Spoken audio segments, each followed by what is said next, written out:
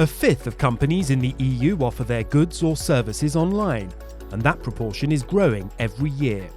Parliament is proposing changes to better protect our lives online. Platforms today and digital services providers have become public utilities. We use them on a daily basis to communicate, to share information, to book a holiday, to book a hotel, to make our online purchases. But it's not just the things we buy, it's the personal data we surrender and the news and information we read and share. MEPs say the new rules are based on a simple principle.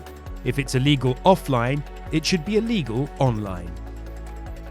What must Twitter do against the hate speech and racism? What must Facebook do against child sexual abuse material? And what must YouTube do against terrorist content? Parliament wants a strict legal framework, including fines, to tackle illegal content and for better oversight of harmful content. It's all about securing fundamental rights, giving consumers a choice, and finally, we want to make it easier for startups to enter the markets. MEPs reject a one-size-fits-all approach and insist big platforms should be held to account, small ones should be allowed to grow, and that consumers should be protected.